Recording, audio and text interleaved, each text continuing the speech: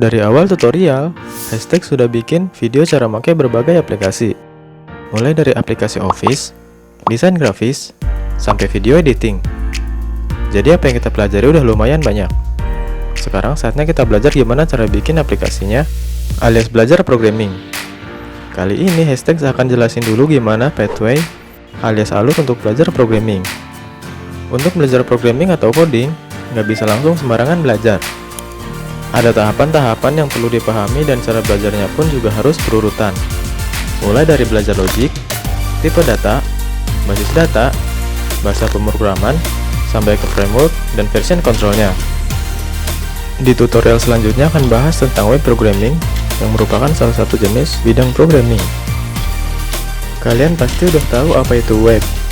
Jadi langsung aja kita bahas komponen apa aja yang perlu diketahui buat bikin web. Web itu terdiri dari beberapa jenis coding. Untuk bikin web, pertama-tama kita perlu tahu dulu sama yang namanya layouting atau tampilan webnya. Layout dari sebuah web itu pada dasarnya terdiri dari dua komponen. Komponennya adalah HTML dan CSS. HTML atau singkatan dari Hypertext Markup Language ini adalah kerangka atau bisa juga disebut sketsa dari sebuah website. Ini ibarat sketsa hitam putih pada lukisan. Artinya perlu dikasih warna dan juga hiasan lain supaya jadi sempurna. HTML ini berbentuk script kode-kode kayak gambar di sebelahnya ini. Selanjutnya adalah CSS. CSS atau singkatan dari Cascading Style Sheet ini fungsinya adalah buat ngasih warna dan bentuk-bentuk menarik lain pada HTML. Jadi HTML yang awalnya cuma sketsa, berubah jadi kelihatan lebih bagus dan berwarna. CSS ini punya yang namanya framework. Framework dalam konteks programming adalah aturan kerja yang memudahkan dan mempercepat pembuatan project. Jadi CSS yang kita bikin akan lebih teratur, rapi, dan mempercepat pekerjaan. Framework untuk CSS yang paling populer diantaranya adalah Bootstrap dan Bulma. Ada juga Tailwind CSS yang gak kalah populer. Ada beberapa bahasa pemrograman yang bisa dipakai buat bikin website. Bisa pakai PHP atau PHP, JavaScript, dan Java atau C# juga bisa. Fungsi bahasa pemrograman pada web itu adalah sebagai otak dari web itu sendiri. Jadi dengan bahasa pemrograman ini kita bisa atur apa aja yang akan dilakuin sama web ketika orang lain ngakses, ngeklik, ngisi teks input di website yang kita bikin, dan juga untuk mempermudah interaksi dan akses ke database sebagai sumber data yang ditampilin.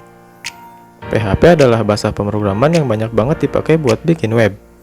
Salah satu perusahaan terkenal yang pakai teknologi PHP adalah Facebook.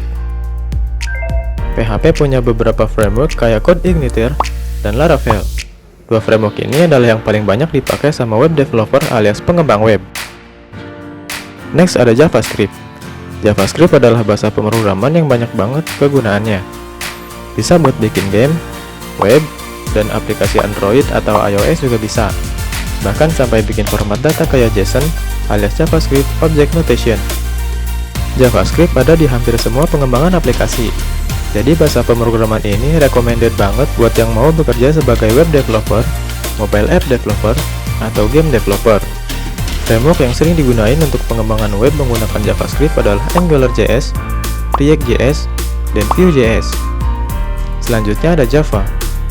Java adalah bahasa pemrograman berorientasi objek yang terdiri dari kelas, objek, dan method. Ini adalah bahasa pemrograman tingkat tinggi yang bisa digunain di berbagai bidang teknologi kayak pembuatan web, aplikasi desktop, mobile app, dan game. Framework yang populer digunain buat pengembangan web dengan bahasa pemrograman ini adalah Java Spring dan Grails. Setelah tahu tentang layouting dan programming language, yang terakhir adalah pembahasan database. Database atau basis data adalah wadah untuk menampung berbagai data yang diinput oleh pengguna website. Mulai dari data personal akun, master data, transaction data, dan data-data lainnya. Database yang populer dan banyak digunain diantaranya adalah MySQL, PostgreSQL, SQL Server, dan Oracle. Keempat database ini sama-sama berbasis bahasa atau sintaks SQL untuk pemodelan data dan manipulasi data kayak edit dan update data. Selain itu, ada juga database yang bernama MongoDB. Database yang satu ini berbeda dari keempat database tadi. karena nggak pakai sintaks SQL untuk data modeling dan manipulasi datanya alias NoSQL. Data yang disimpan berupa file JSON. Database yang sejenis adalah Redis dan Cassandra. Itulah penjelasan jalan menuju web developer. Jadi yang perlu dikuasai adalah layouting. Setelah itu pilih bahasa pemrograman apa yang mau dipelajari dan terakhir pelajari database-nya. Kenapa perlu belajar coding dan pemrograman? Karena di era teknologi digital dan segala hal yang sekarang serba online, kebutuhan pekerjaan di bidang IT semakin banyak dibutuhin. Ditambah lagi banyak perusahaan-perusahaan startup yang bermunculan.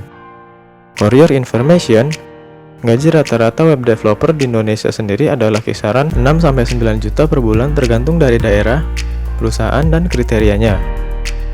Buat kalian yang mau jadi web developer, sekarang banyak kok cara untuk mencapai itu karena banyak tutorial di internet dan juga YouTube. Salah satunya tentu aja di channel Hashtags.